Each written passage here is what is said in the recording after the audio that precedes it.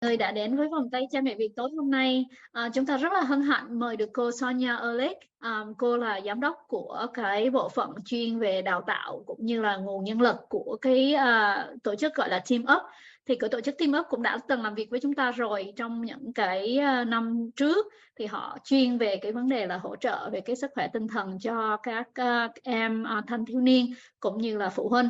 Thì tối hôm nay cô sẽ tới để cô giải thích cho mình thêm về cái vấn đề hiểu biết về những cái sự căng thẳng cũng như là vấn đề có thể là trầm cảm, cũng như đưa ra một số cái chiến thuật để giúp cho chúng ta làm thế nào để chúng ta có cách hiểu về cái những cái yếu tố gây đến cái việc trầm cảm của các cá nhân, đặc biệt là trong cái quá trình nuôi dạy con bị khuyết tật ha. Thì cô cũng sẽ chia sẻ nhiều cái thông tin cũng như là nhiều cái bài tập cũng như là đặt những cái câu hỏi để khuyến khích gia đình của mình, động viên gia đình của mình tham gia. Thì mọi người cố gắng tham gia trong những cái phần câu hỏi cũng như là chia sẻ câu trả lời ha. Thì chương trình tối hôm nay cũng sẽ được truyền tải trên Facebook Live cũng như là ghi âm lại đó, cho nên nếu anh chị có đặt câu hỏi thì cố gắng đừng có sử dụng thông tin cá nhân của con mình nhiều quá ha. All right, Sonia, thank you so much for coming to our community tonight, and we're so happy, and it's a great honor for us to welcome you to the community.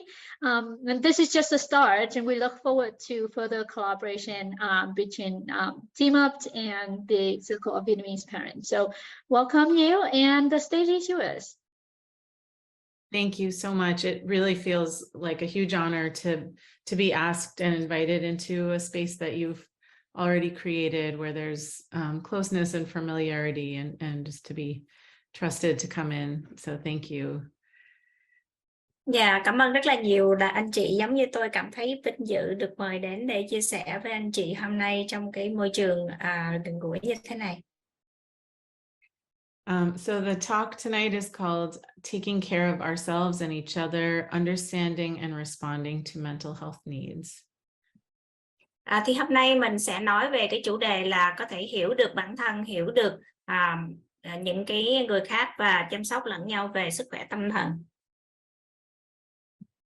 And I have no commercial disclosures, and I'm not going to be advertising anything. So I just come as a representative of TeamUp and Dot House, but also just as an individual supporting your group. Và tôi chỉ đến đây với tư cách cá nhân đại diện cho TeamUp và một thành phần của Dot House Health để có thể hỗ trợ và chia sẻ thông tin, không có đại diện bất cứ cái sản phẩm hay quảng cáo cho nhãn hàng bất cứ điều gì cả. It looks like most people have already written their name, and just some logistics. Please do what you need to take care of yourself throughout the session. We will be talking about, things that go on inside of us, stress and mental health. And so if you need to step away or get water, or change positions, anything that you need to do to help yourself be present here, feel free to do that. Dạ, thì anh chị có thể thoải mái một chút, có thể thay đổi vị trí, lấy nước uống hay là làm bất cứ chuyện gì, nghỉ ngơi một chút rồi sau đó quay về và vẫn tiếp tục tham gia cái buổi training này, đều được hết. So some of the things we will be talking about are the connection between our minds and our bodies, and how that is connected to stress and mental health. We're going to try, potentially, if we have time, try some techniques that just really help in the moment if you're feeling stressed. But we'll take a break, get a chance to stretch, get water. We'll talk a little bit about how depression can present, and some statistics around depression. And then we might have time for another activity that looks at some of the assets and resources that we have in our own lives and our own communities. And we'll have a chance for questions and discussion and comments. Thì tóm lược cái buổi hôm nay thì mình sẽ có giới thiệu khoảng 5 phút, sau đó có một cái hoạt động vừa kết nối tâm trí cơ thể với những cái điều mà có thể làm giảm cái căng thẳng và stress. Sau đó mình sẽ luyện tập một cái kỹ thuật điều chỉnh cảm xúc. Mình có thể break khoảng 10 phút. Và sau đó sẽ có những cái dữ liệu thống kê, sự kiện về trầm cảm, dấu hiệu và triệu chứng như thế nào. Những cái chia sẻ kế tiếp là hoạt động và những cái nguồn thông tin khác có thể chia sẻ, và cuối cùng là mình có những cái câu hỏi trả lời và bàn luận.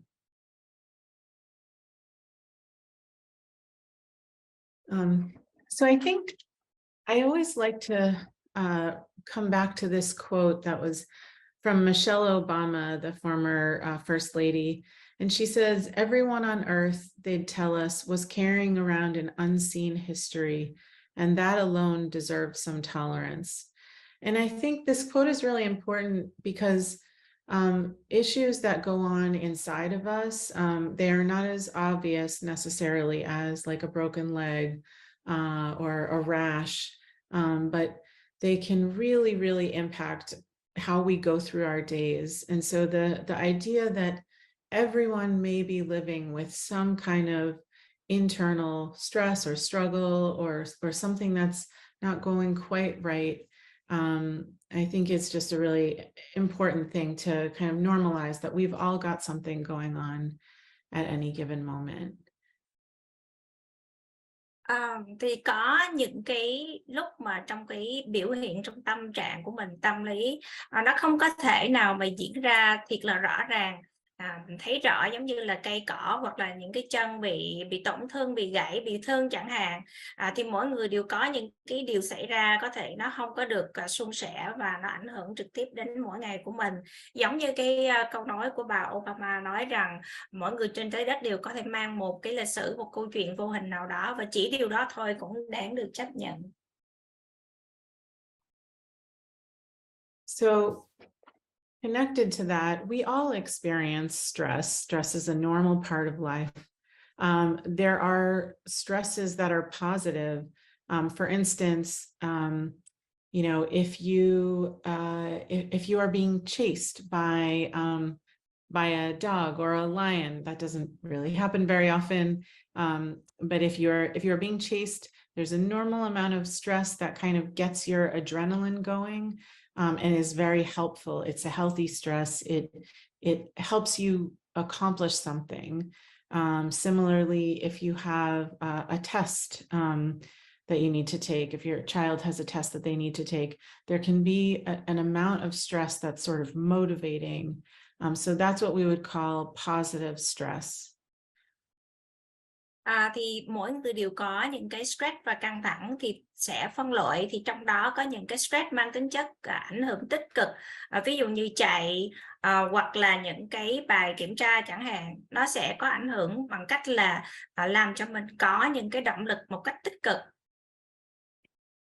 And then there are along the continuum of stress, there's tolerable stress, and that's something that also is probably temporary, maybe a little bit longer than the stress right before taking a test or playing a basketball game or having to accomplish something, but maybe something like a breakup or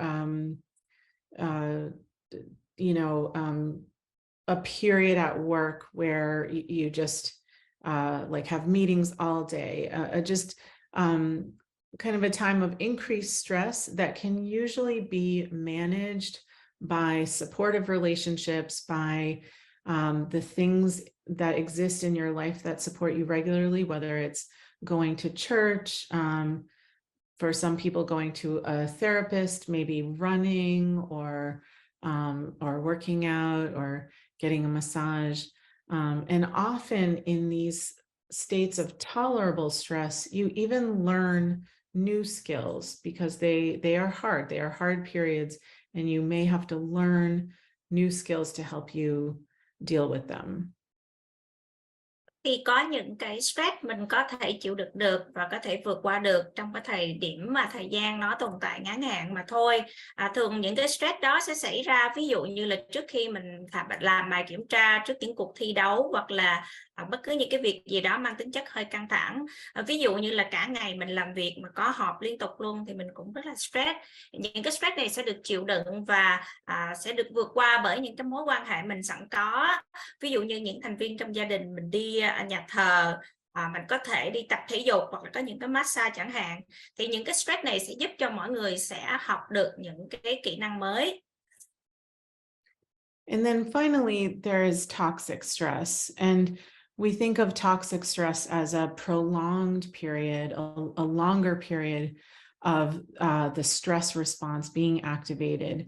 And that is maybe you're in an abusive relationship, or you're experiencing major financial strain that's making you worry about how you're going to feed your children, or pay your bills.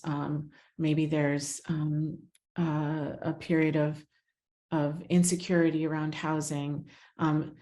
These are the major stressors that, in the absence of protective supports, protective relationships, when you don't have the kind of cushion around you to help you through those things, they can become toxic and actually create things like depression, create things like chronic anxiety, trauma.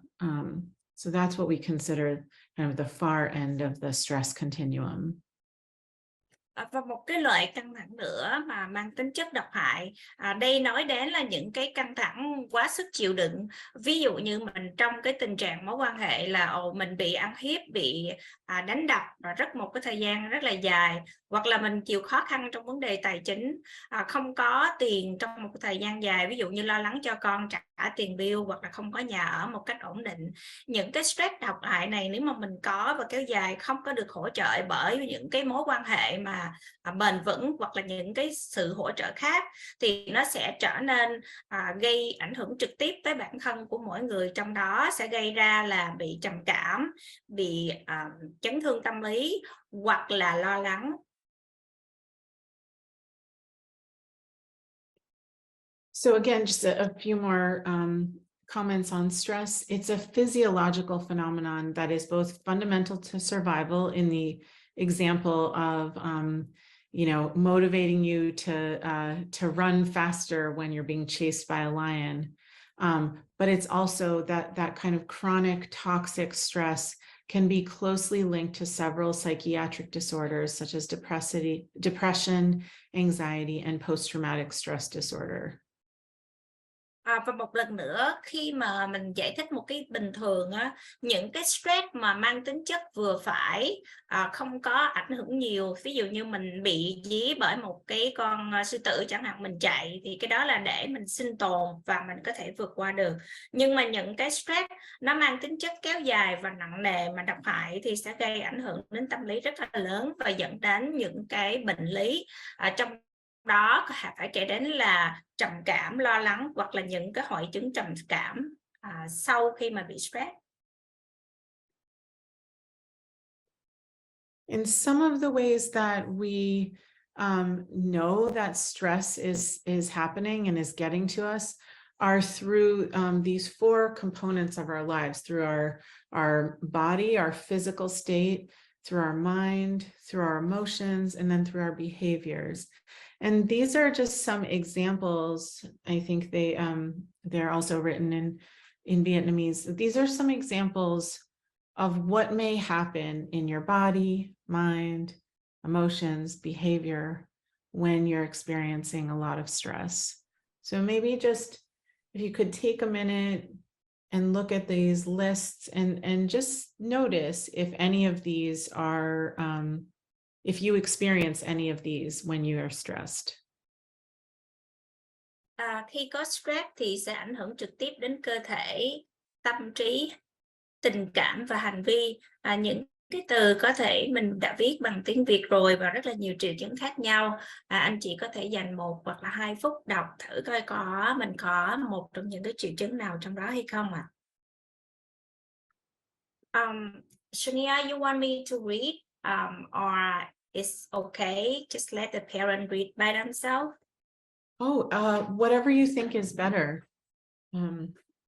I don't know if some people might be just listening versus looking at the screen. Maybe it's worth reading.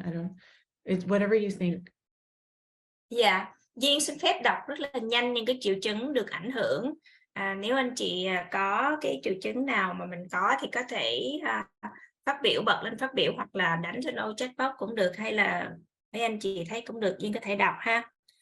Ảnh hưởng đến cơ thể thì mình có đau đầu, nhiễm bệnh thường xuyên, đau cơ bắp, đau giật cơ bắp, mệt mỏi, khó thở, ngứa da. Trong tâm trí thì lo lắng, nghĩ không có thông, phán đoán kém, có ác mộng, không thể quyết định được, bi quan, đưa ra những quyết định vội vã.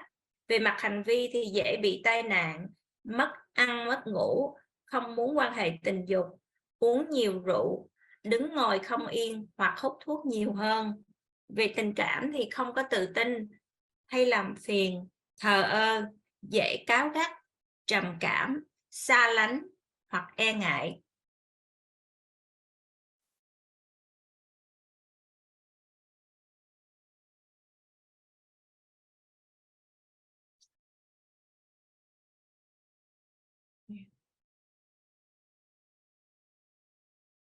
So I think these are just, these are stressors that are unique to the COVID-19 pandemic.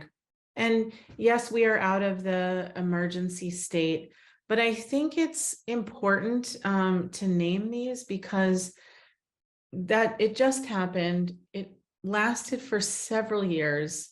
And in many ways, we've just returned to business as usual.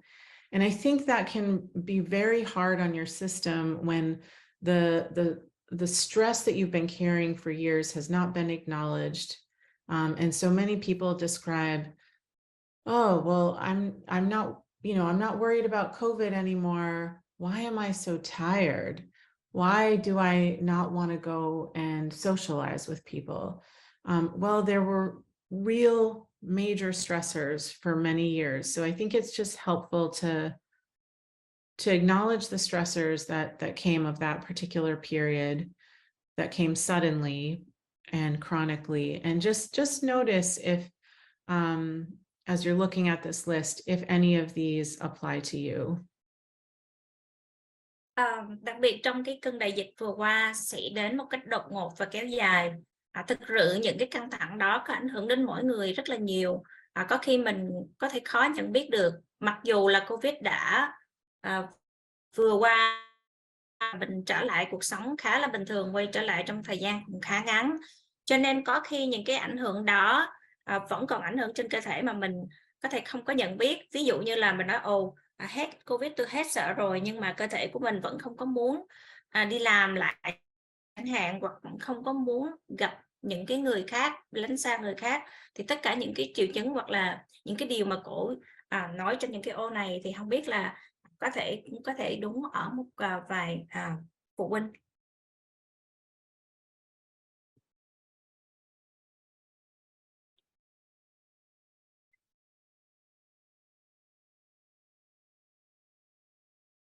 So when we think about stress, also some of the impacts of stress on us, and I promise we will get to a more hopeful section soon, but chronic and excessive stress really does affect how we develop and how we use our executive functioning. And so if a child, for instance, is experiencing a lot of stress in their early years, rather than kind of focusing on the sort of healthy development, the language acquisition, the developing of skills and passions and interests, developing impulse control. If the child's brain is constantly in a stress state and is constantly, if their nervous system is constantly or even frequently in a kind of fight or flight state, it can make it very, very hard for that child to learn how to self-regulate. Với những cái stress kéo dài và ảnh hưởng nhiều độc hại kéo dài trong một khoảng thời gian dài á, thì ảnh hưởng rất là nhiều. Đặc biệt đối với như trẻ nhỏ trong những cái giai đoạn đầu á, thì thường là bé sẽ cần có những cái kỹ năng để mà có thể phát triển một cách khỏe mạnh và độc lập. Ví dụ như là con có những cái kỹ năng về mặt những đam mê và những cái cách nào và có thể điều khiển được những cái hành vi của mình, thì đối với anh em mà bị stress kéo dài thì có thể sẽ ảnh hưởng rất là lớn, không có một cái sự phát triển tâm lý một cách bình thường và em rất là khó có thể điều khiển được những cái hành vi của bản thân. And similarly, in adulthood, if when you're experiencing excessive amounts of stress, it can really disrupt your ability to make choices intentionally and to self-regulate. So a lot of times what you do as an adult is just operate on autopilot. So if there's a way that you always react to your kid when they do something, it's very hard, even if you know I should react a different way, it's not helpful. It's very hard to make that change when you're under chronic stress. Với người lớn thì căng thẳng quá mức thì mình sẽ làm mất cái khả năng kỹ năng điều hành cũng như là tự điều chỉnh mình chọn ra những cái chọn lựa như thế nào. Thì ví dụ như mình bị stress trong một thời gian kéo dài thì khi mà mình tương tác với con thì sẽ rất là khó có một cái sự tương tác đúng đắn, và lúc đó mình cứ tự hỏi là không biết cái cách nào để mình có thể đối xử cũng như là dạy con. It occurs to me, I'm wondering, is there a word in Vietnamese for stress, or like, how do folks on this call understand the concept of stress? I'm just wondering. Yeah, there is the word for Vietnamese. I'm sorry that I did not use that. I just we very used to with the word stress. Nhưng mà cổ hỏi một cái câu là không biết là anh chị sẽ hiểu theo cái từ stress theo tiếng Việt Nam của mình như thế nào. Thì Duyên có thể dùng cái từ là căng thẳng, mà không biết có phải là biểu hiện nói hết được cái từ hay không. So I just I'm not sure, but like I usually use the word stress when we talk, and I think most of the parents understand that. I'm not sure if how they can share, but yeah, in writing document we can translate into another word, but in speaking we usually say the word stress and people understand. Oh, okay. Huh. Yeah. Okay. Thanks for so the really hopeful thing, though, is that we can do things about stress. I mean, I think sometimes when people say, oh, I'm depressed, I'm anxious, it's not always clear what to do. A lot of people don't want to take medication. A lot of times people don't feel like they have time to go to therapy every single week. But we know that we can take care of our stress regularly. There are things to do to help decrease stress on a moment to moment and day to day basis.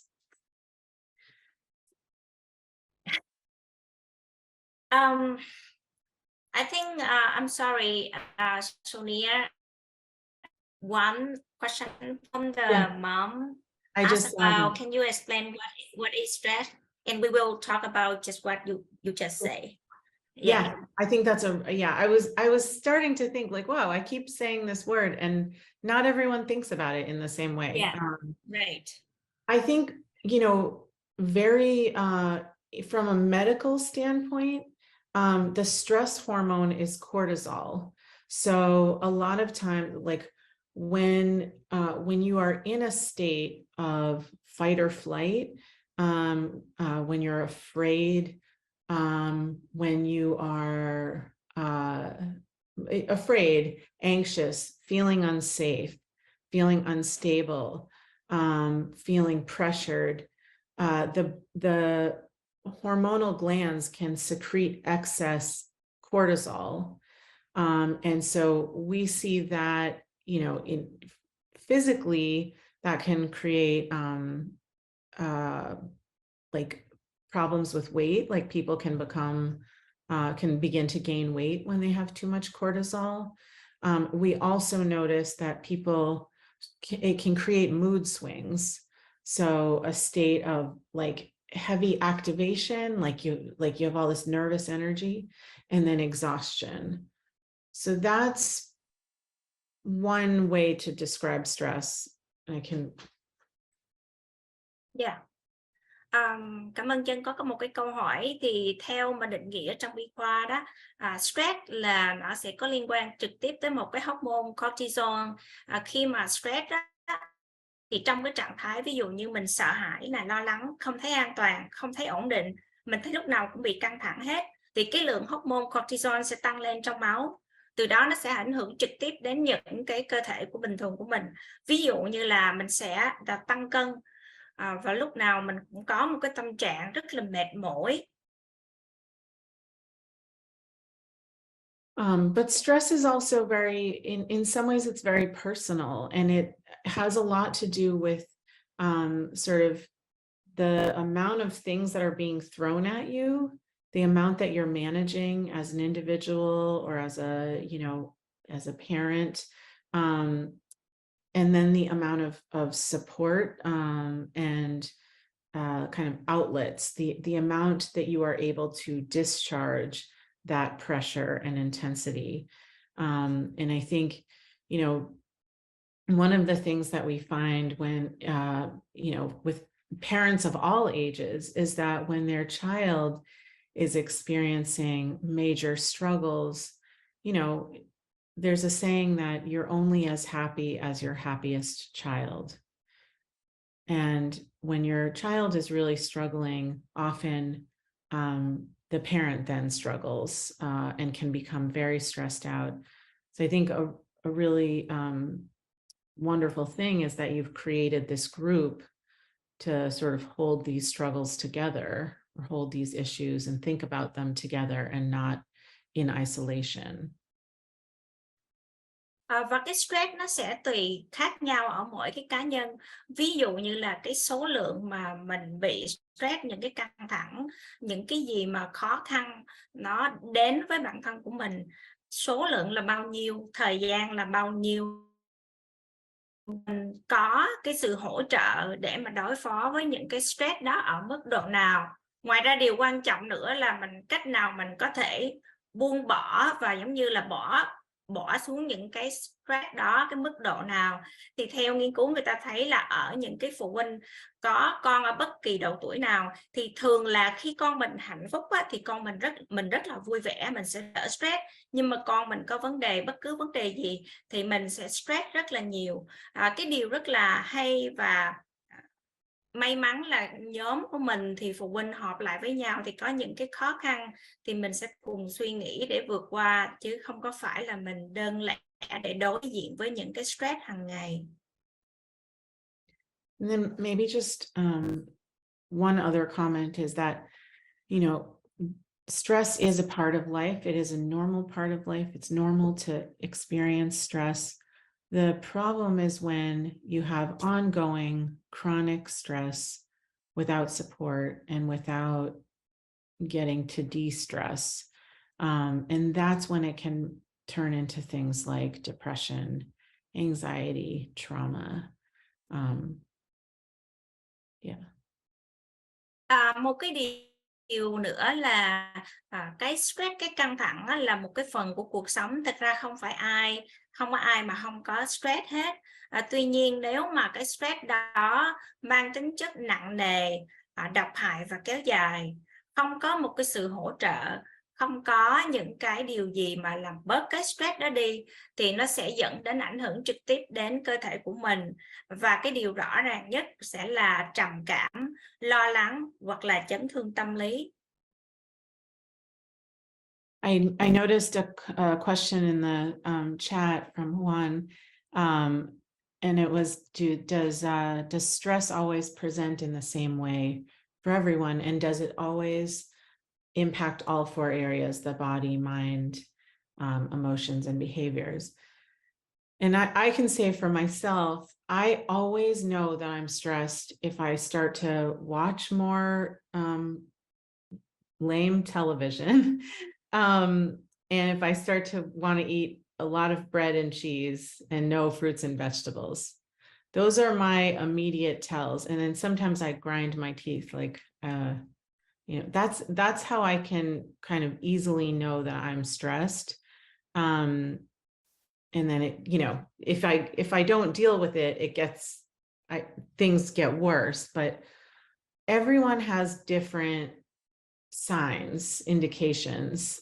So I think that's why it can be helpful to like take a step back and say, what are my signs? Thank you. Chị Quanh có hỏi là những cái triệu chứng stress đó, nó có xảy ra gần như là gần giống với tất cả các mọi người hay không? Có nghĩa là lúc nào cũng sẽ ảnh hưởng đến 4 cái lĩnh vực là cơ thể nè, rồi tâm trí, hành vi và tình cảm. Câu trả lời là thực ra mỗi người sẽ có những cái phản ứng và những cái dấu chứng khác nhau khi có stress. Bản thân tôi á, khi mà tôi thấy cái dấu hiệu là tôi coi TV rất là nhiều, ăn bánh mì và ăn chia rất là nhiều, thì lúc đó là tôi biết là tôi bị stress, và nếu mà không có một cái sự can thiệp hay là giải tỏa đó thì tôi sẽ bị nặng hơn và stress nặng hơn. I don't know, and I don't know if it is worth people sharing. If people sharing like Some sign like like what do you notice about yourself? If people would be willing to share. Can we ask them? Can we ask the parent? Dạ, Sonia có hỏi là không biết anh chị có thể chia sẻ một cái dấu chứng nào mà anh chị thấy là mình bắt đầu stress á. Nếu anh chị có thể thì có thể chia sẻ ạ. Yeah, so I have experience with my son.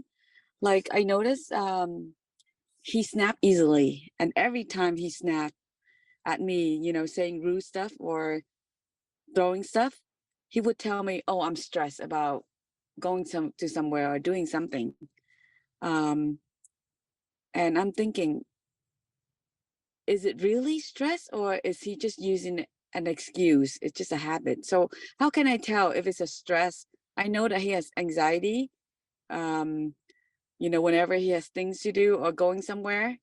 So I don't know if that's the stress, because he's telling me that he's stressed, but I kind of I don't know if that's a stress or just an excuse. So should I believe when he say that he's stressed? Well, it's funny because I'm laughing because I did not, and I'm a therapist, but when I was a kid and a teenager, and even when I was in college, really, I didn't know any of these words. I didn't know how to talk about my feelings. If people asked me how I was feeling, I said, I'm fine. I didn't really know how to say anything until it was terrible. And so many young people now are really well versed in talking about their feelings. And I have kids who are 11 telling me that they have trauma. It's just a whole different generation with a whole different language in any of the languages. And so, I mean, I think there is that sort of generational divide when kids are saying something that we're thinking, well, I dealt with that and I didn't really complain, or or are you just trying to get out of something? Is that an excuse? I think we never really know what's inside of someone else, and your kid best. But I think if they're using words like stress and anxiety, it's probably, worth at least investigating. Like, what does that mean for you? What do you hope to feel like in order to be able to do the thing? It's probably worth giving some attention to it, especially because it sounds like it's been going on for a while. Sorry, I just talked a lot. Yeah, I can summary. Chị Thoa có hỏi là tôi muốn chia sẻ là khi mà con trai có cái dấu hiệu giống như là con nói là con đang bị stress á, là con sẽ nổi giận rất là dễ dàng, cảm thấy bị nói những cái từ rất là không có được dịu dàng, nói chung là hỗn á, và giục đồ chẳng hạn. Thì con nói là con bị stress và con không có muốn làm cái gì đó chẳng hạn, thì chị Thoa không biết biết là con mình có những cái triệu chứng anxiety đó, nhưng mà không biết phân biệt khi như vậy con thực sự là con stress hay là con muốn trốn tránh, không muốn đi, hay là làm cái việc gì đó hay con đã thừa con stress mà thôi. Sonia có chia sẻ là mình là therapist hồi xưa ở tuổi mà thanh thiếu niên, thậm chí vô college luôn, trong cái thời điểm mà nói chung thời cũ á, thì cô cũng bản thân không có những cái từ ngữ để diễn tả tâm trạng cũng như là cảm giác của mình một cách tốt giống như những cái trẻ em bây giờ. Các em dùng những cái từ rất là nói chung là từ ngữ rất là khoa học, và không biết có dùng gọi là có phù hợp hay không, nhưng mà các em ví dụ như 11 tuổi là các em có thể nói là tôi bị chấn thương tâm lý chẳng hạn.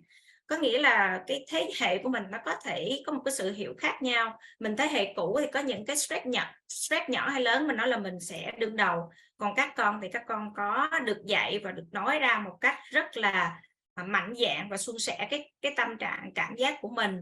Quay về trường học của chị thì thực sự khó có ai hiểu được là tâm trí của con sẽ nói và suy nghĩ như thế nào, khó có ai mà đọc được cái ý nghĩa của người khác. Nhưng mà nếu con có một cái biểu hiện như vậy kéo dài hoặc là phản ứng như vậy thì mình cần phải tìm hiểu tại sao con như vậy, có ý nghĩa gì, và mình có thể hỗ trợ cho con như thế nào hay không. Yeah, is it so was it though, how do you Twa? I was just one more follow-up, like whenever we are thinking, do I believe that person? I think it's helpful to like inquire first to ourselves, what is scary to me about believing them? Like why do I not want to believe them? Or how would it feel if I did believe them? So to like first inquire to yourself, and some of it could be as a parent, I don't have room for this. I don't have time for this right now. Sometimes that's what it is. But I think that's a helpful place to start, is looking sort of at your own reaction to what your kid is saying.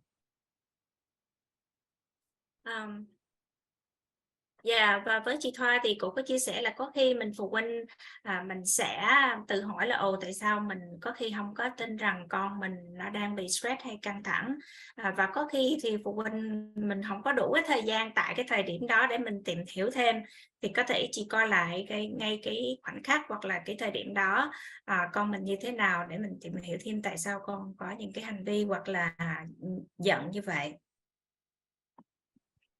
Yeah, I think, usually I would believe, but it's just because it just like I feel like I'm getting I don't know, not the attack, but the snap at so much that I just, it's just too much. And then it makes me like, okay, is it real or you're just using this as an excuse? Because if it is, then yes, I will have, empathy and try to work with. But if it's just a habit, then,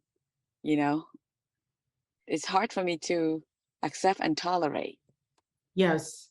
Well, and that's the other thing, is that even though it may be real for your son, is that right? Your son? Yeah, it may be real for him. It probably is real, but you're still a person who has your own limits. I mean, I have a 21-month-old, and the other day I was very, very stressed, and I usually don't have any reaction when she cries, but something about how I was feeling the other day when she started crying, and it was about putting on her shoes. And I just felt like I just can't deal with this right now, because I also need something. And that's very real, that you're you're not just a parent, you're a person who has your own threshold and has your own experiences. So I think it's very fair for both, figuring out how to for both truths to exist. Like, this is not okay for you, and he really is going through something. And so, a lot of times in therapy, like in a situation like this, would meet with the caregiver and the child and sort of figure out how to come together or take space in those moments so that one person's stress doesn't end up harming the other person. Because you don't need that no matter what he's going through. Mình sẽ nói ngắn cái khúc này. Thì chị nói là con cứ tức giận như vậy rất là thường xuyên, nó làm cho ảnh hưởng thực sự cũng cái giới hạn chịu đựng của bản thân mình là mẹ, mình cảm thấy khó chịu đựng và chấp nhận được. Nếu mà đó là một cái hành vi mà làm như vậy thì rất là hỗn, kéo dài hoài thì mình sẽ khó tiếp nhận được. Còn nếu mà thực sự stress thì mình sẽ hỗ trợ cho con. Thì thực sự là tôi có hoàn toàn thông cảm với chị, bởi vì mình là mẹ cũng có những cái stress của riêng mình. Ví dụ như tôi có con 21 tháng tuổi, thường thì nó khóc thì tôi không bao giờ phản ứng, nhưng mà có bữa thì con khóc quá trời và chỉ vì đeo cái đôi giày vô thôi. Thì lúc đó thì tôi cảm thấy là trong cái khoảnh khắc đó tôi không có thể deal được nữa, tôi không có chịu đựng được nữa. Thì là một cái người therapist mà thường xuyên làm việc với các em trẻ đó, thì trong cái tình huống mà một bên, ví dụ như con hoặc là mẹ stress rất là nhiều mà ảnh hưởng tới cái bên kia đó, thì tôi thường sẽ gặp vừa bé và vừa mẹ, phụ huynh luôn, để có một cái cuộc hội thoại cùng nhau để mình có thể hiểu được là con như vậy là có những cái mối stress như thế nào, và tìm cách hòa giải và cái cách để có thể sẽ bớt cái tình huống nó xảy ra thường xuyên.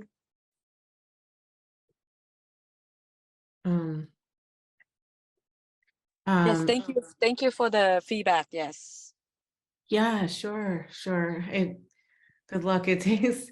I do think that there's no simple answer. Obviously, life is complicated, and but I think taking space for yourself, like for a group like this, I mean, I find as a parent that whenever I do something, even if it's just taking a walk, where it's just about me and my own mental health and my own well-being, I can come back to a stressful situation with my child or with other relationships with a little more energy and a little bit fresher perspective.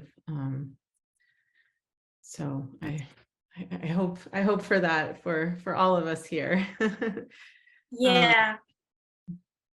Xin biết là cuộc sống không có dễ dàng, mình nói thì dễ hơn, nhưng mà bản thân tôi có khi trong cái tình huống mà khó khăn mà stress như vậy thì thường tôi sẽ đi bộ một chút chẳng hạn, rồi có một cái năng lượng tích cực lại một chút, rồi sau đó mới quay lại những cái tình huống mà stress và đối diện với những cái người thân hoặc là nhiều cái người khác, hoặc là thí dụ như tham gia cái nhóm chẳng hạn, thì hy vọng là có thể giúp ích được chút xíu cho anh chị khi mà nói như vậy, nhưng mà không có dễ dàng chút xíu nào. Dạ. Is it Tao in the chat? Tao Tran. Dạ, mời chị Thảo Trần có thể nói câu hỏi em ạ. Dạ. So nói tiếng về nói tiếng Anh. Dạ, chị muốn. Xin lỗi bị kẹo mà. Right. So I have a question about this, or not really a question, more like my observation. Yeah. I noticed that I do have cousins are still in Vietnam. We're from from a small fishing village, so we have never lived in like the big cities like Saigon or Ho Chi Minh City or Hanoi. But I noticed that in the villages, people are a lot more happier. Even though we didn't have like the money, all these resources that people in the city have, but they were just so much happier. And people were there, they had longer lunch breaks, they eat well, good food, fresh vegetables. Out here in the United States, there's like all these type of preservatives, chemicals, and like our foods are pretty toxic. And but that's in Vietnam. There is not enough resources to help families understand autism. But then in the trip that I went to last year in India, I saw that Indian people, they were embracing disability. They really are very selfless people. They don't try to fix their kid, the entire family, because it's a collectivistic culture. They all get together and they try to take care of the child. No one's raising their voice. No one's upset. Well, it's true that there's no schools out there for kids with disabilities. Out here we do. But it seems like the families out there are a lot less stressful than the families out here in the United States because we have this ableist view. We try to get all these therapies and services and try to fix them to be neurotypical. But if you look at other countries, they're a lot more or less stressful. And you are correct. The mental health rates in this country is awfully high, and we don't have enough professionals to take care of them. Yeah, everything you said, I probably say at least 3 times a week to my clients, you know, capitalism is making us sick. I mean, some of your comments about the demands around productivities and meeting metrics and doing things as individuals versus a collective, I think we know is harmful.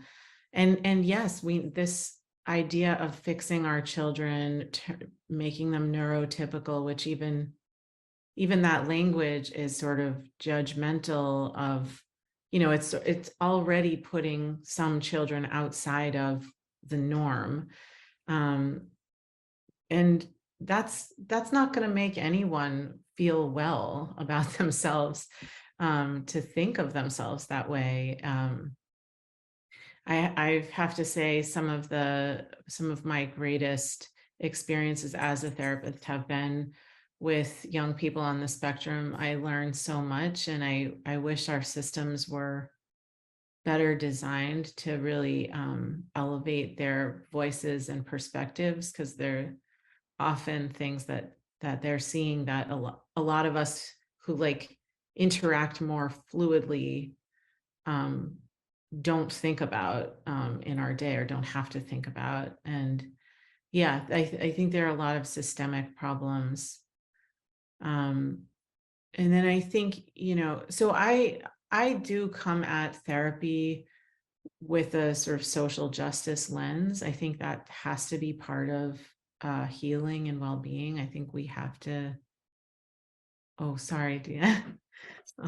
Should I stop? Yeah, don't worry. But I think you can stop a little bit so I can summary for Sorry. some challenge. But whatever you and Thảo say is great. I just want to say very short. Chị Thảo có nói là ở bên Việt Nam thì có thể là cái lúc mà chị Thảo sống hay là quan điểm bây giờ thì mình không có nhớ rõ 100%.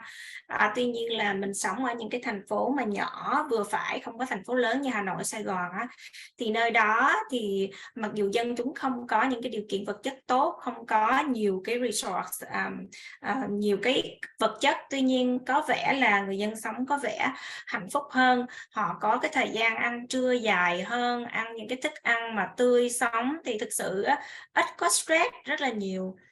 Và nói là ở Việt Nam không có đủ thông tin về tự kỷ giống như ở đây.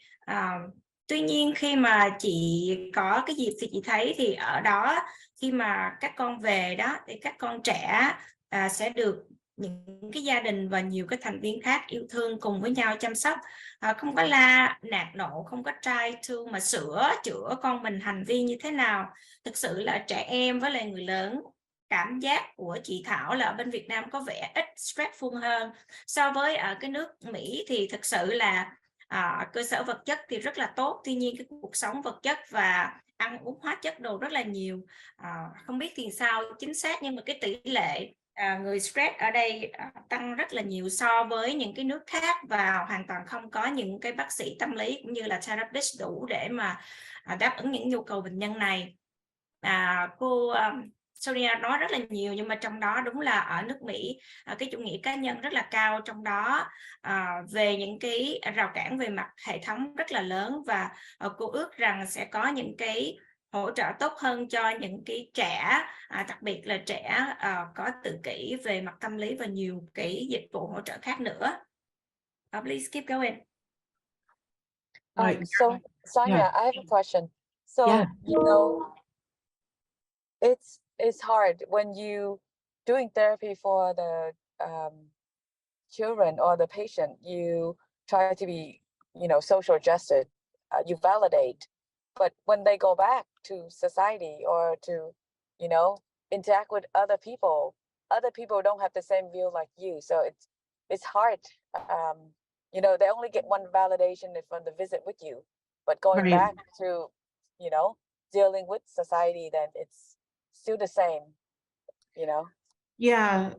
I mean, that's absolutely true. I think, you know, I don't think anything can happen if you are never validated. You know, if you have no space where you feel alignment with someone else and where you feel like your perspectives and your experience is valued, I think then just life, it gets exponentially harder. But I agree that the sort of environment that we create in a therapy space, or even in the group that you all are having tonight, like Juan kept saying that, like, this is not like a normal conversation, or it's not a comfortable conversation that's happening amongst a lot of people. But I sort of think of it as building blocks, you know, to start somewhere. And then in the meantime, to provide some of the emotion regulation tools to kind of get you through the next stage of life, and to be as well as possible so that you can participate in society, so that you can have a role in this country or wherever you live and have a voice. I mean, I think that's the hope. But I agree that it's not everything. It's definitely not everything. We need more systems changes. Yes, and I think that's great that, you know, if family or we can learn like how to regulate the emotion, and that will help us caring for, you know, for the individual who has difficulty. So I'm looking forward to learning the self-regulation tonight from you. Yeah. Thank you. Yeah. Maybe just one comment to add. I recently read a statistic about, you know, young people who identify as transgender have the highest rates of suicide, but of any young person in the country. But if they feel acceptance and supported at home, yes, sorry, then the rates drop astronomically. So just to say that family piece is very important. Sorry, I'll stop. Yeah. Chị Thoa nói là khi mà con mình nói chuyện với therapist, thực sự sẽ tạo một cái môi trường và cái space cho con nói được cảm giác, tình cảm hoặc là kinh nghiệm của mình. Tuy nhiên không phải ai cũng như là therapist và hiểu được cái tâm lý và cái cách nói chuyện cũng như cách đối xử. Khi mà ra đời thì mọi thứ nó gần như là đối ngược và trở về giống như cũ, và hành vi của con cũng như cũ. Thì thực sự là Sonia đồng ý hoàn toàn với cái chuyện đó. Khi mà mình nói chuyện với người tư vấn tâm lý hoặc là trong cái nhóm như thế này, thì có những cái cách mình nói chuyện một cách thoải mái, mình chia sẻ, và những cái điều mà mình nói ra, những kinh nghiệm sẽ được ghi nhận và được giống như tôn trọng.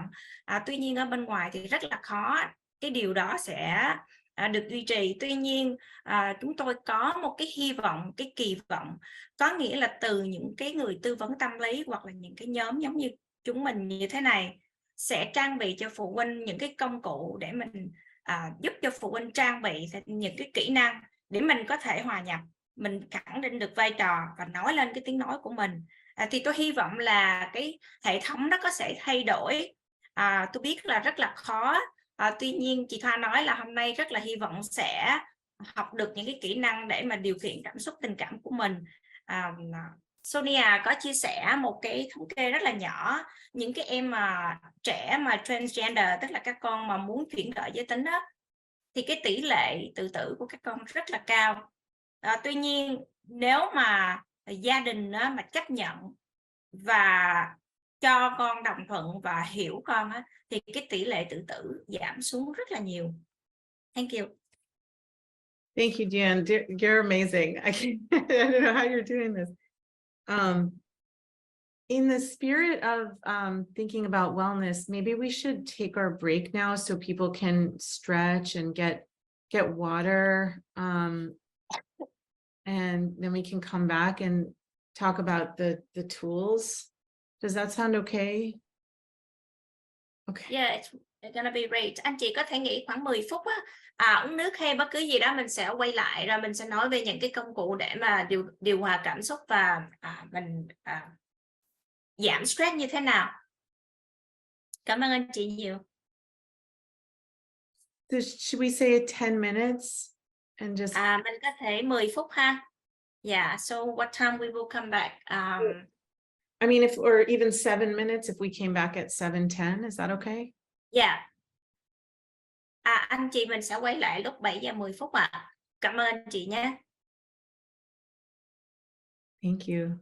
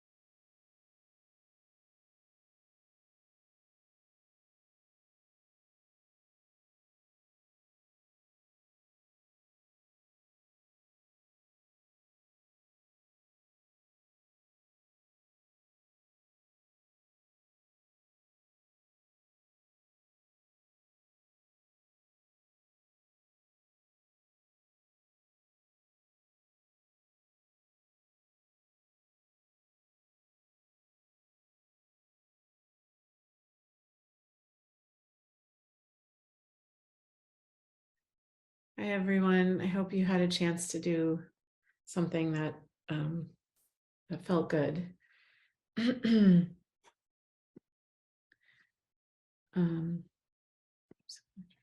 Okay.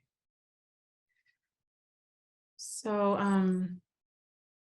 thinking about emotion regulation, and really, you know, when we think about these about managing our stress, we can really look at the impact on our emotions, the impact on our kind of nervous system and physiological experience. So everyone has what's called a zone of optimal arousal, and that's that middle zone.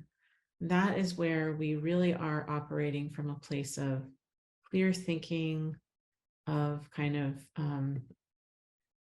steady emotion that we feel relatively in control over,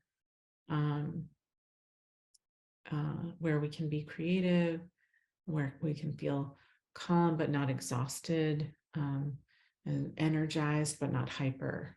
So that's what we call that green zone.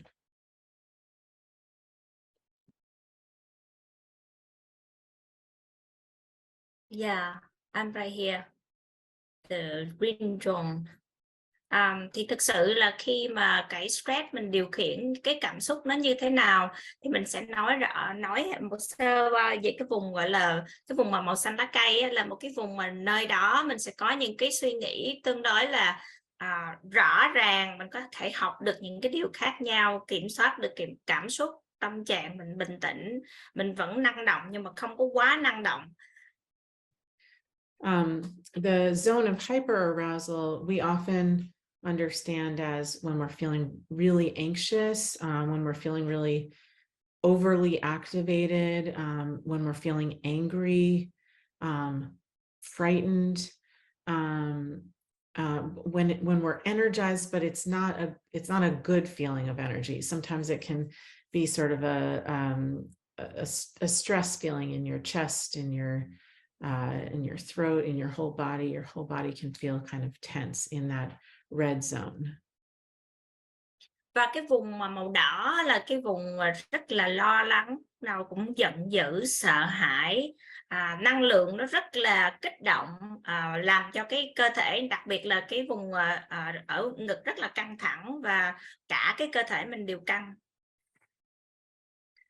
And then in that blue zone, that's when we feel kind of lethargic, sluggish, as Juan said, sort of that brain fog, that like not clear thinking. And as Tao was also describing in the blue zone, sorry, I just lost my train of thought.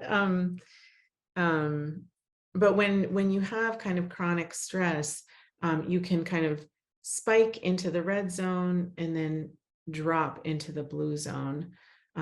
Oh, I remember Tao's comment about the fishing village, where people were outdoors eating clean food, getting exercise throughout the day.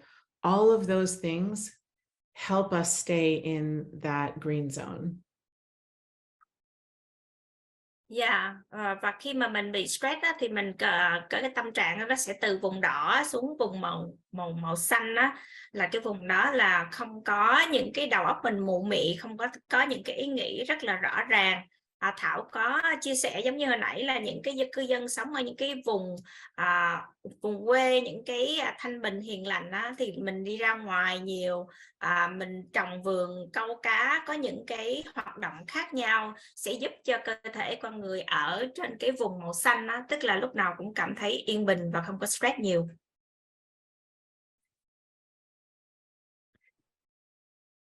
And so I think this list is some of the things that we experience when we're in the green zone. So I think it's helpful to just kind of take a moment to reflect on your own version of the green zone, and maybe times when you feel in that place where you feel really regulated, where you feel like clear thinking and an ability to connect and feel open. And then if you're a parent, thinking about when your child is in that place, in that green zone. So just to take a moment to kind of think about the green zone for yourself and for your child. Anh chị có thể dành một chút thời gian nghĩ khi nào ba mẹ đang ở trong cái vùng màu xanh lá cây, tức là lúc đó cơ thể mình điều chỉnh, mình cảm thấy là đầu óc được thanh bình, mở mang, mình kết nối với những cái chuyện khác giống như là rất là hòa bình. Và khi nào con mình cũng ở trong cái vùng màu xanh như vậy.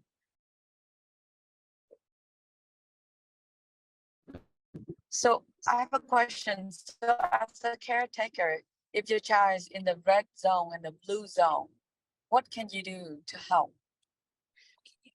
Well, I think first of all, this might not sound like anything, but first of all, noticing that, knowing that that's where they are, and then also kind of checking in with yourself about where you are. If you're in a green zone yourself, it's going to be much easier for you to respond to their highs and lows. If you're also up there or down there, it's going to be really hard. So just first and foremost, noticing that. And I think there's no well, I'll stop there just for Dia and then I can say more. Câu hỏi chị Thoa là khi mà thấy con mình ở trong cái vùng màu đỏ hoặc là vùng màu xanh nước biển á, tức là con giận dữ hoặc là con rất là buồn bã, thì mình sẽ làm thế nào để hỗ trợ cho con? Câu trả lời trước tiên là anh chị có thể xác định là mình đang ở vùng nào. Ví dụ như ba mẹ mình đang ở vùng màu xanh lá cây, tức là rất bình tĩnh, vui vẻ, thì lúc đó mình có thể giúp con hỗ trợ và điều phối tốt hơn. Nếu mà mình đang ở trong vùng màu đỏ luôn hoặc là vùng màu màu xanh biển thì rất là khó khăn. Cô sẽ nói tiếp.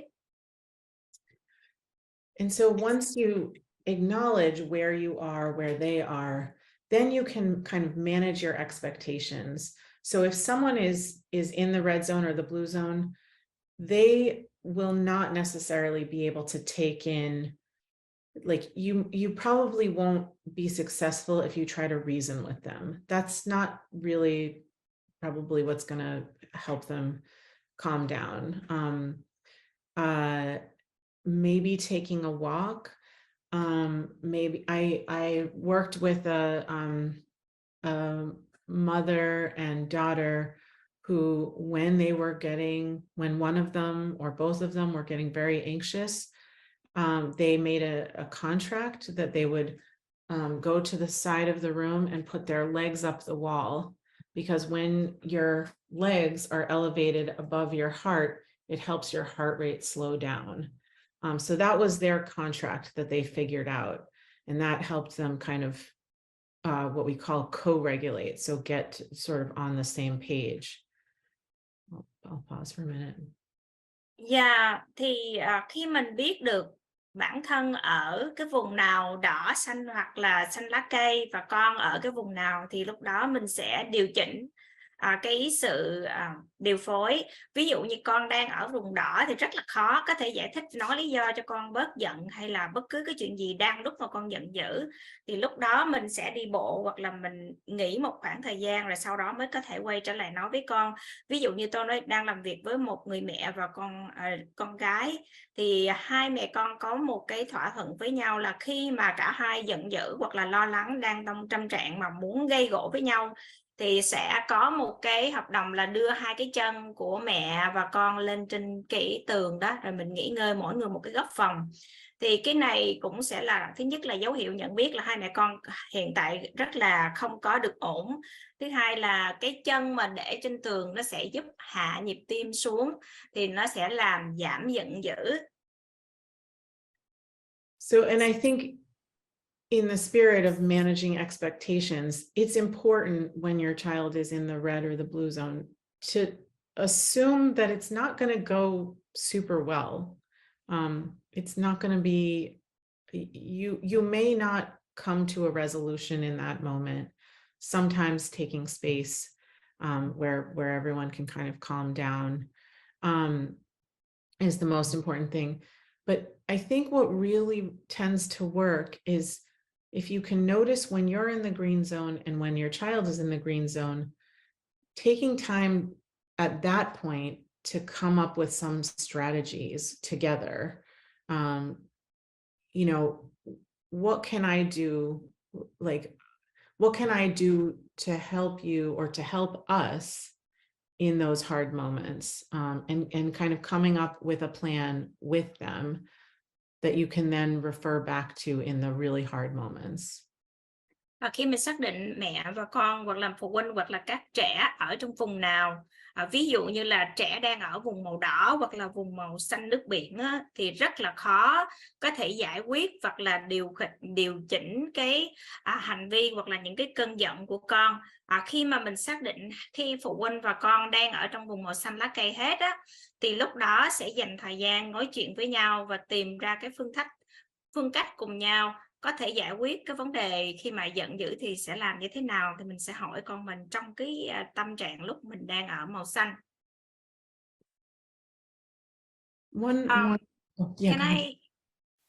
I think I missed the part very important for last translation is co-regulation. Can you explain a little bit more about that? Yeah, co-regulation. So we talk a lot about emotion regulation as an individual. Co-regulation, really, I think it was Tao that was talking about kind of more collectivist communities. There's a lot of evidence that shows that when people are healing together, healing happens much faster. When it's not you struggling by yourself in your own room, feeling very different, but rather, you know, being in community, maybe knitting together, maybe quilting together, maybe doing yoga together.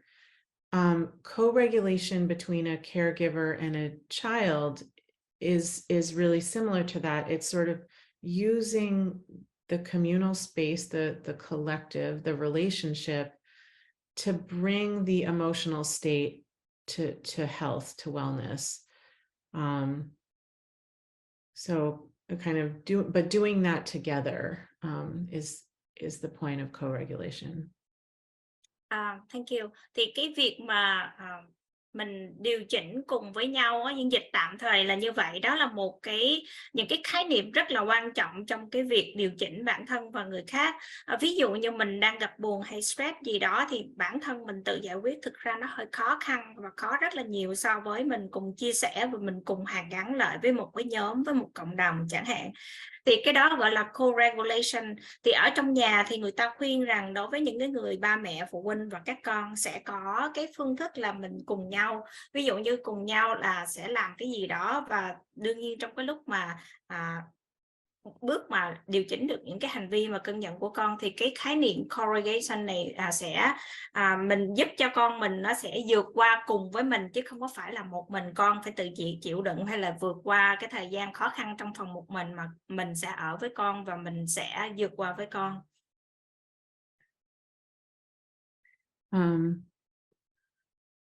So I was just going to respond to one of the chat questions. Maybe I can just say it out loud. So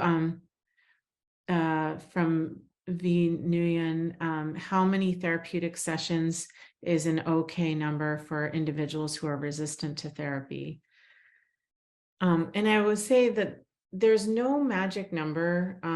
It's different for everyone. It's different depending on the issue. But I do think that it's important to go at least 3 times.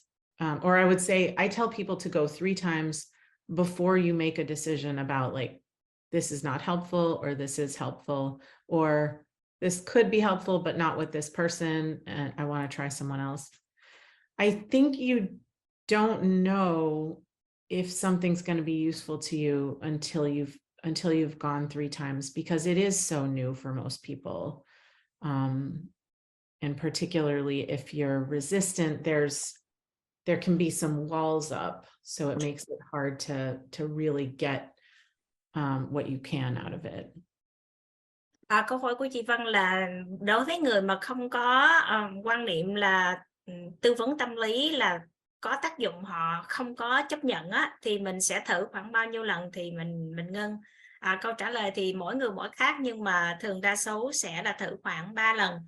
Mình sẽ không có biết được cái người tư vấn tâm lý đó có tác dụng hay là giúp đỡ mình nhiều hay ít, trừ khi mình phải thử, và thử thường khoảng 3 lần là tôi khuyên như vậy. I have a question. Go ahead. Yeah. So talk about session 3 times, meaning 3 times a week or just 3 times? Oh, 3 times, but like, close together, like so that you can build a consecutive. Yeah, like once a week for 3. Yeah, like for 3 weeks. And what is your advice to make the session effective for the patient and the parent, to help with that session to be effective? Yeah. And so I was saying 3 times before making a decision about continuing or not. Not like 3 times total. Yes. But yeah, but I guess I think it's helpful to go in with some questions about like, how do you approach things? I mean, Tao's comment about how like a lot of people think that, others their children need to be fixed. This sort of ableist mentality. I think it's very important to know where your therapist stands on like how they think about healing, development, wellness. I think it's just really important to kind of get a sense of how they think and how they work. I think it's really helpful to have some explicit goals, and to articulate those with your child. And also, you know, even if they're different, then that gives you a place to start talking. Sometimes in the first session, the child will say, well, I want my parent to be different. And the parent will say, I want my kid to be different. And then that's a place to start, even though it sounds kind of chaotic, but it is a place to start. Thì chị Thoa có hỏi là thường là 3 lần, thì 3 lần như thế nào, thì cô khuyên là 3 lần trong vòng mình thử thôi, chứ không phải là 3 lần tổng cộng mình gặp cái người tư vấn tâm lý, thường là trong 3 tuần kế tiếp. Thì làm thế nào để mình thấy là cái cuộc trò chuyện và giữa therapist và phụ huynh với lại các con có hiệu quả. Thì thường đó là mình sẽ coi lại cái cách mà cái cuộc trò chuyện và cái việc mà cái người tư vấn tâm lý đó sẽ có việc làm trong cái việc hàn gắn và phát triển như thế nào những cái mối quan hệ, cái cách họ nghĩ như thế nào, họ làm việc như thế nào và đặt ra những cái mục tiêu cho con như thế nào.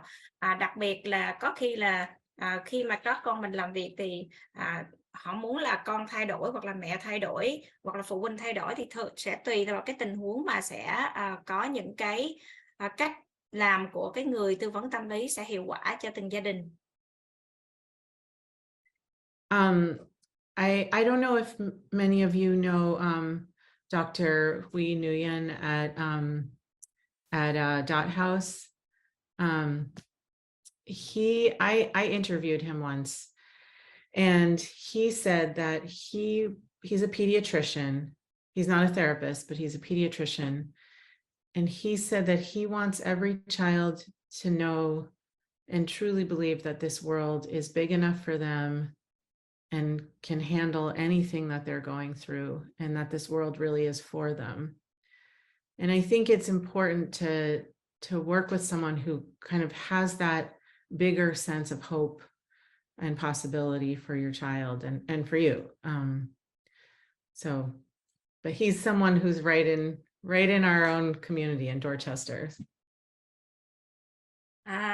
Thì chắc là anh chị biết nhiều về bác sĩ Huy Nguyễn. Tôi có phỏng vấn bác sĩ Huy một lần. Bác nói rằng tôi muốn là tất cả các trẻ em tin rằng cái thế giới này đủ lớn và dành cho các con, và các con có thể có cái khả năng để mà chinh phục cũng như là sống một cách vui vẻ, hạnh phúc trong cái thế giới này. Thì chắc là anh chị biết về bác sĩ Huy nằm ở trong cộng đồng của mình, có làm việc ở Dorchester House.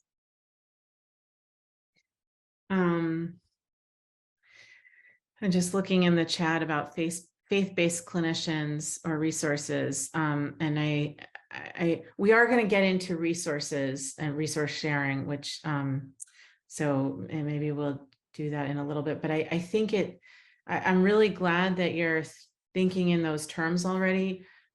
Faith, spirituality, religion can be so centering. I know it can also become a source of tension between parents and children at a certain stage. I know that too, but it can provide hope during hard times. It can provide sort of active community, people outside of your nuclear family to connect with. So what do you talk about? You talk about, can you repeat that? I think I lost for that part. Yeah, and maybe they're asking about faith-based clinicians or resources. Oh, faith-based. Yeah. So the question in the chat. Mm-hmm. Oh. So I think just I can't specifically think of anyone at this moment who identifies in that way, but I think like institutions of faith or spirituality can also provide that hope, that grounding, that guidance. So it doesn't necessarily have to be a faith-based clinician. Although I certainly can kind of look in my network and then send names to to you and Juan? Oh, I got it. I'm sorry chị. Vâng, em thấy cái câu hỏi rồi. I see the câu hỏi của chị là tìm một cái người nào mà chia sẻ mà tư vấn tâm lý mà mang tính chất là có cái nền tảng dựa vào tôn giáo đó. Thì chị muốn chia sẻ những cái thông tin này, cổ sẽ tìm trong cái network của cổ, có thể chia sẻ với chị Oanh cái danh sách của những cái người therapist này. Yeah. Yes, happy to do that. And then, you know, this sort of comes back to Tao's, Tua's comment earlier about like, is my child, you know, should I believe them? Emotions serve a purpose. We need them. We rely on them. They are messengers. They are like the same way like a stoplight is a messenger. They help us make decisions. They help keep us safe. Sometimes anxiety really is telling us like that's not a safe situation for me. They tell us who we are. They tell us what we like and what we don't like. They help us communicate effectively with others, and they help us maintain healthy interpersonal and intrapersonal relationships. Tua's hand is your hand up? Yeah, that's from earlier, but you can continue. Sorry. Oh, sorry. Okay. Okay. Some of the things. Can you come back to the slide before? Oh yeah, please? sorry about that. Yeah. Dạ, nhưng cũng nói sơ, có thể có những cái anh chị không có đọc cái slide trong hiện tại, thì cô có nói là cảm xúc là hoàn toàn có mục đích và có cái tác dụng truyền tải thông tin để giúp cho chúng ta đưa ra quyết định và hành động, có thể giúp cho chúng ta an toàn, biết chúng ta là ai, thích cái gì và không thích, giúp giao tiếp hiệu quả với người khác và duy trì những cái mối quan hệ lành mạnh cho bản thân cũng như những người xung quanh. Thank you.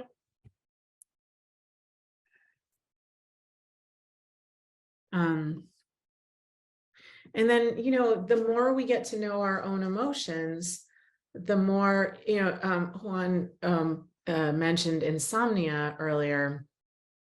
I know, yeah, many of us do not want to take any kind of medication for insomnia. I personally would rather stay up all night worrying or whatever is happening for me than take something. But a lot of times people experience insomnia because we just kind of go through our day on autopilot, just doing like we're cogs in a wheel, without paying attention to our emotions, without paying attention to our nervous system, our stress levels, our regulation, that green zone. Again, if we were living in a fishing community and moving around all day and being outdoors and eating fresh food, our situation would just do that for us. In our current society, we have to do a lot more to keep ourselves regulated. Dạ, giống như chị Oanh có nói hồi nãy về chuyện mất ngủ và dùng thuốc chẳng hạn. Bản thân của tôi khi mất ngủ thực ra không có muốn dùng thuốc để mà trị mất ngủ đâu. Rất là nhiều chúng ta mỗi ngày mình làm việc giống như một cái máy, mình làm việc mà suốt ngày mà không có để ý đến cảm xúc cũng như là cái tình trạng bản thân như thế nào. Mình có nằm ở trong cái vùng xanh lá cây, ví dụ như mình sống trong cái làng yên bình suốt ngày, mình câu cá, mình có những cái cuộc sống yên bình đó, thì bản thân cái hoàn cảnh môi trường đó đã chăm sóc bản thân cho mình được yên bình và có ở cái vùng màu xanh lá cây. Tuy nhiên hiện tại mình sống trong một cái xã hội thực sự rất là căng thẳng và rất là nhiều cái thử thách, cho nên phụ huynh cần phải chú ý đến mình đang ở vùng màu xanh lá cây hay không, có bị stress nhiều hay không để mà có thể điều chỉnh bản thân. So there are really clear benefits to even if, you know, if you're coming to therapy with your child, or if your child is coming on their own, or if you're coming on your own, you can use that time to just practice self-regulation skills and tools. And through learning tools like that and through practicing them, some of the benefits are that you increase emotional awareness, self-awareness. You increase awareness of your triggers, your reactions and patterns. All of that creates an opportunity to do something different. You can develop healthy ways of managing distress and self-soothing. You can improve your sleep, attention, eating, and overall wellness. And then you can build the capacity to handle the stresses that life brings. Mỗi người đều có cần phải điều chỉnh cảm xúc cả khi mà mình nói chuyện với lại người tư vấn tâm lý hoặc là cho con hoặc cho bản thân, thì có khi dùng cái thời gian đó để mà có thể học cái cách điều khiển cái bản thân và cái cảm xúc của mình như thế nào. Điều đó sẽ làm tăng cái khả năng nhận thức về cảm xúc và nâng cao những cái nhận thức về những cái yếu tố ở bên ngoài, phản ứng ở bên ngoài như thế nào, phát triển một cách lành mạnh, mạnh mẽ để mình phát triển, mình kiểm soát những cái điều mà mình không có vui và tự xoa dịu bản thân, cải thiện giấc ngủ và sự chú ý, mình cải thiện sức khỏe nói chung, và từ đó thì mình sẽ xây dựng thêm cái khả năng mà mình có thể đối phó với những cái điều xảy ra trong cuộc sống. So I wanted to offer at least one practical option, and this is part of this is just to really check in with yourself about whether something like this would work for you.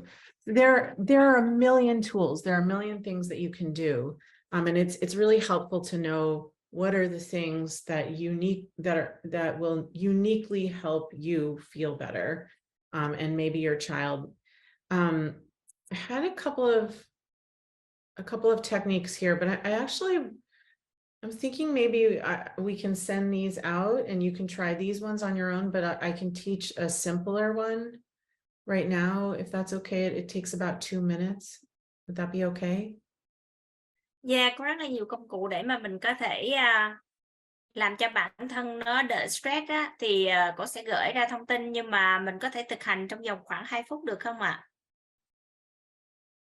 And it doesn't take, you don't have to do anything complicated.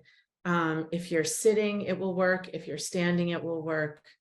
If you want to turn your camera off so that it feels very private, feel free. But so I'm going to lead us in one tool.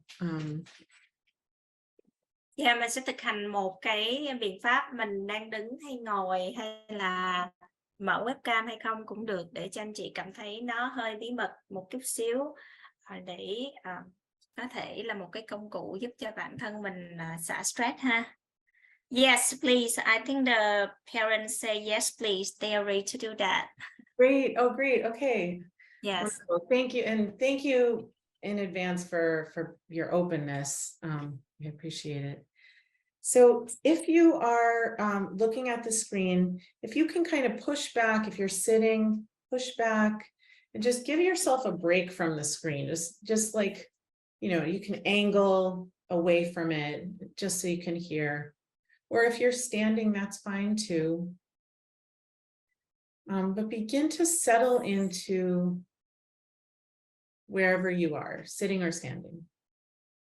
Chị có thể rời màn hình một chút xíu và thay đổi tư thế, và có thể đứng hoặc là ngồi giống như mình đang làm. And then if it feels comfortable to close your eyes, or at least let your gaze kind of fall towards the ground, please do that. Nhắm mắt lại và thả lỏng cơ thể. The nice thing is that it can take away all of the visual distractions and just allow you to tune into yourself. Sẽ cắt hết những cái hình ảnh mà mình có thể nhìn được, mình nhắm mắt lại á, thì sẽ dễ tập trung bản thân hơn.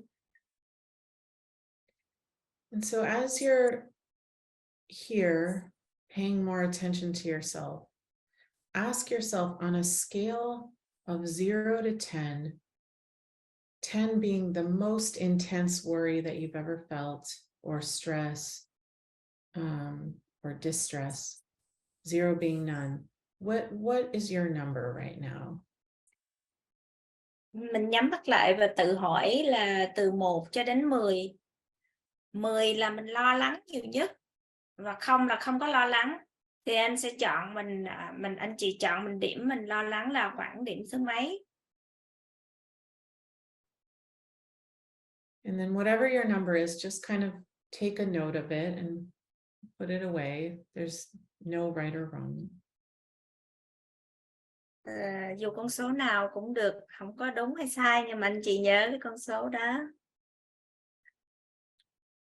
And then I'll ask that you bring your attention to your feet and feel the connection between your feet and the earth below.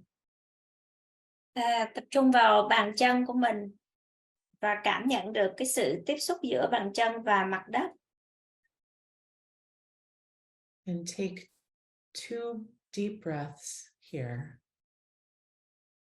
Hít vô sâu 2 lần.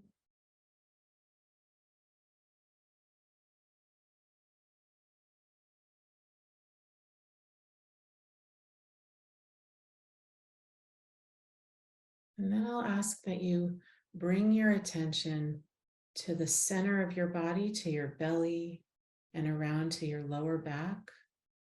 And take 2 deep breaths here. Chị có thể chuyển hướng chú ý của mình sang một cái trung tâm khác, ví dụ như là vùng bụng. Rồi sau đó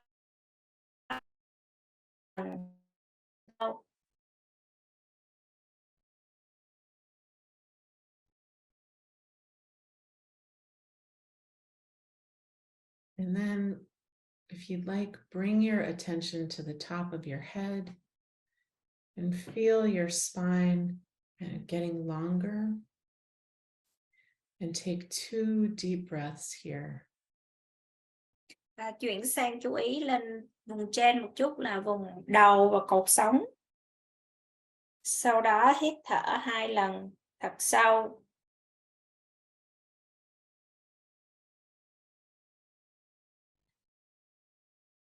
And then as you feel ready, begin to just scan down your body from the top of your head, slowly all the way through the center of the body, all the way down to the feet.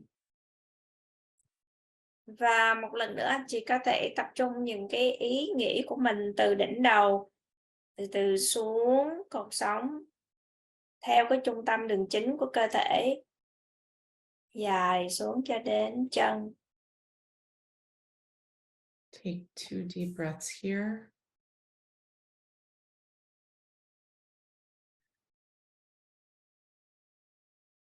Hít thở sâu 2 lần.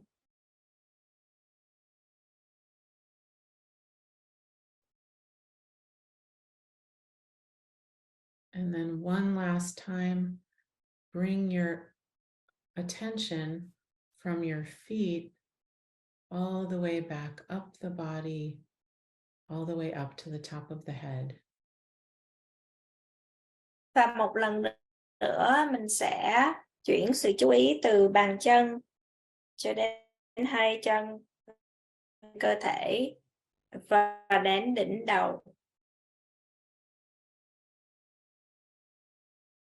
When you're ready, blink your eyes open and notice one thing in your surroundings, one thing in the room or wherever you are. Notice one thing that you see. Và từ từ mở mắt ra thì anh chị thử chú ý chỉ có một vật thôi trong xung quanh của mình. Đó là vật gì? And then as you feel ready, begin to come back to the group. Và khi mà anh chị sẵn sàng thì mình có thể quay trở lại với nhóm ha.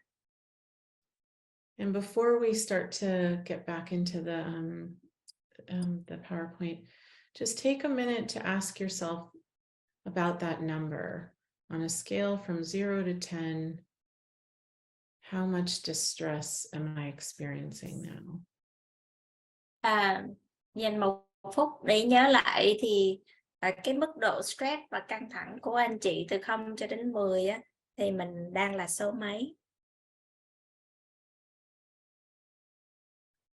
And you can notice if there's been any change, or if there hasn't, that's also good information.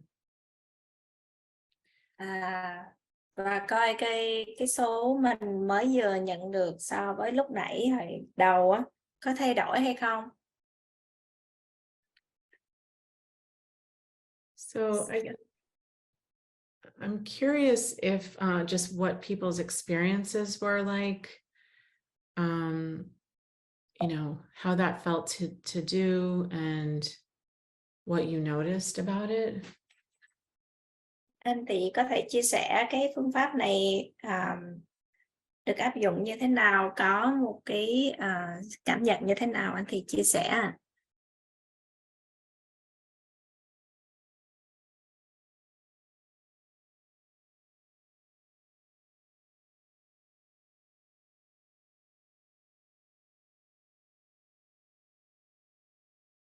Can I share just very quick? Yeah, please. I this is not the first time I'm doing that. I like it. It just not take a lot of time, 2 minutes. Of course, I need more. And one thing I noticed that my stress level is not changed. So maybe I need to practice more. Duyên có chia sẻ là cái lần này không phải lần đầu tiên Duyên làm cái phương pháp này. Tuy nhiên cái thời gian có thể quá ngắn, có 2 phút đi.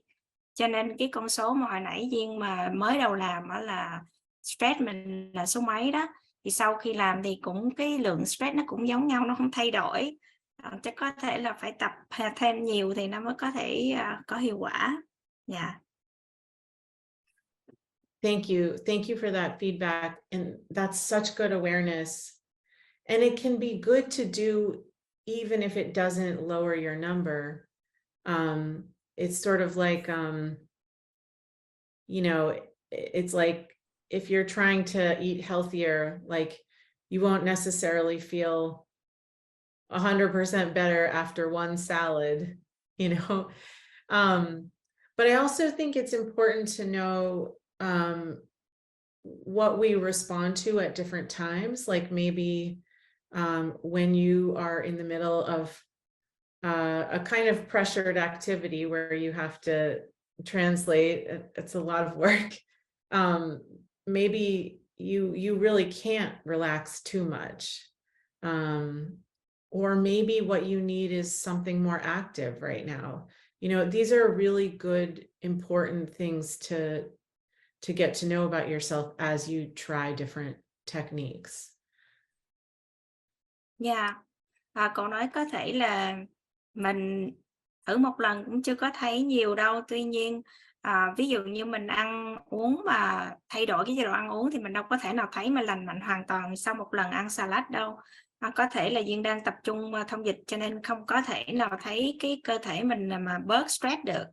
Tuy nhiên mình cũng có thể thử, hoặc là những cái dụng cụ như hôm nay là mình nhẹ nhàng, hoặc là có thể thử những cái hoạt động khác mang tính chất nó có hoạt động nhiều hơn. Yeah. Hello. Hi. Yeah. Hi. I have a different experience when you try, how people to do this technique, because I think the environment around is influence the effective of this technique too. I can join this technique because I'm driving. So Yes. at the beginning, I feel, and after your technique, I have more pressure because more stress. My stress go up. The point is go up because I afraid I will join the technique and something bad will happen. So this make me thinking, the environment around is important factor to affect the effective of this technique.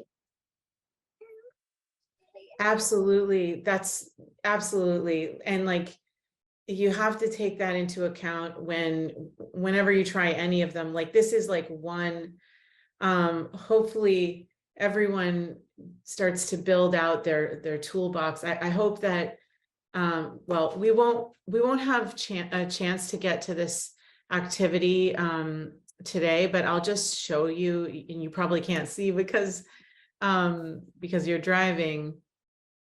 But well, there are some other examples of ways to regulate your nervous system.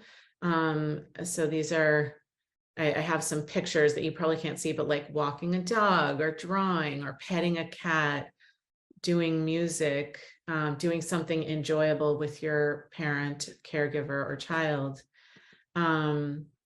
Actually, brushing your teeth. Interestingly enough, it creates this bilateral stimulation where you're activating both sides of the brain, and it creates a calming experience. There's pictures of dancing, legs up the wall, meditating, running. Those are some other examples of what people do to help regulate their nervous systems. But then one of the activities that I would love someday to do with you all, or you do it on your own, is just thinking about yourself and the resources that you already have in your life and the ways that you spend your time. So yeah, but your point is well taken, that it needs to be specific to the person, specific to the situation, specific to the environment. Sorry, Diane, that was a lot. Dạ, Trân có nói là mình đang lái xe cho nên sợ là áp dụng cái technique của cô thì thực sự là cái mức căng thẳng lo lắng nó sẽ tăng lên, cho nên cái hoàn cảnh trong cái lúc mình giải stress bằng cái phương pháp này hoặc là những phương pháp khác thì nó tác động rất là lớn, và điều này thực sự là đúng. Mỗi phương pháp nó sẽ đặc biệt cho mỗi cá nhân, hoàn cảnh và cái thời điểm nhất định. Cảm ơn Dì Trân rất là nhiều, và Sonia có chia sẻ nhiều cái hoạt động khác nhau để mình có thể giải stress, ví dụ như là mình đi bộ với chó, hoặc là bath mình vuốt mèo, mình nhảy, mình đi bộ, mình chơi những cái trò chơi chung với con, vẽ tranh chẳng hạn, hoặc là có nhiều cái trò khác nhau mà tùy theo phụ huynh hoặc là các con thích cái nào thì mình có thể làm. So I know we only have a couple minutes and I want to make time for questions. Also, I am going to get back to Juan and Diane with recommendations for faith-based clinicians. And the other recommendation for the film Unseen was in the chat. So I just wanted to elevate that, the film Unseen, that I think acknowledges that people with different abilities do not have a disease, and rather, celebrates kind of their lives and voices. I haven't seen it yet, but it sounds wonderful. Dạ, mình chỉ còn có mấy phút nữa thôi thì mình Sonia sẽ chia sẻ cái người mà clinician therapist mà dựa vào tôn giáo chia sẻ với chị Quang, mình sẽ chia sẻ sau. Không biết có ai có thể coi cái bộ phim Unseen, thì có nói rất là nhiều về liên quan đến tâm lý và những cái khuyết tật khác nhau. Sonia chưa có coi nhưng mà nghe nói phim đó rất là hay, anh chị có thể coi. Chị Quang không biết có đây không ạ? Sonia, I think thank you so much for family and I mean, you said for you too, that's a wonderful presentation. We need like a lot of more to learn more. Time is limited, and I think you may. I think I'm not sure if anyone have any question, but Sonia may come back next time, and parents will have more questions. I think So chị Vân, those- câu hỏi hả chị Vân? Yes, I have a question, Sonia. Yeah. Hi, thank you for presenting to us.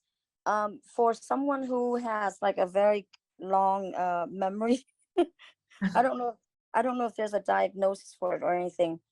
I was just curious, like, if that person has like these memories where they keep rethinking about something that was like kind of like traumatized, I guess. Yeah. But just like that person can't help themselves. So I was just curious, like, if there's such a diagnosis, or just what are your thoughts on that? Like, how to get help, because like you know, I know someone who's like constantly reliving whatever that certain thoughts that they can't get rid of. Thanks. Yeah. And you know, it's hard to diagnose someone without you know, obviously like the proper assessment time and all of that. But that can be sort of repetitive thoughts, repetitive memories, periods of your life that get sort of lodged in your memory, that you can't shake. That can be an indication of post-traumatic stress disorder, a symptom at least. It can be a function of anxiety. Anxiety often, you know, kind of gets the mind spinning and doesn't let it settle. So I think there are a few different therapeutic techniques that I think are really, really effective, and I can send those. Like one is internal family systems therapy, and then the other is EMDR, which is a specific type of approach for if you've had any kind of trauma or stress. So I can send those to Diane and Juan. And if you, I don't know if you guys have like a listserv or something. Yeah, câu hỏi của chị, you can send, câu hỏi của chị là có một cái, ví dụ như một nhân vật có những cái ý nghĩ đau khổ hoặc là nhớ một cái trí nhớ hoài, một cái điều đó đau buồn hoài, lặp đi lặp lại và không bao giờ quên, thì cái điều đó giống như có một cái chẩn đoán tâm lý nào hay không? Câu trả lời là thực sự rất là khó có một cái chẩn đoán nếu mà mình không có đánh giá toàn diện cái bệnh nhân đó.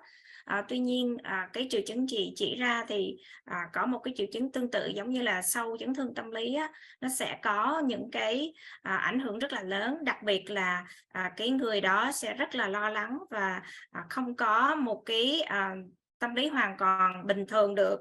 Thì có những cái technique riêng mà therapist người ta sẽ giúp và khá là hiệu quả. Cô sẽ chia sẻ cái technique này cho chị Oanh và sẽ gửi cho chị Vân nha. Thank you. Thank you so much for having me. Dạ, cảm ơn rất là nhiều. You made an hour of time, so maybe if the parent have more question, can we send you by email the question? Is that okay? Absolutely. Yeah. Dạ. Anh Quân, anh có thể chào chị Sonia đi anh Quân. Dạ.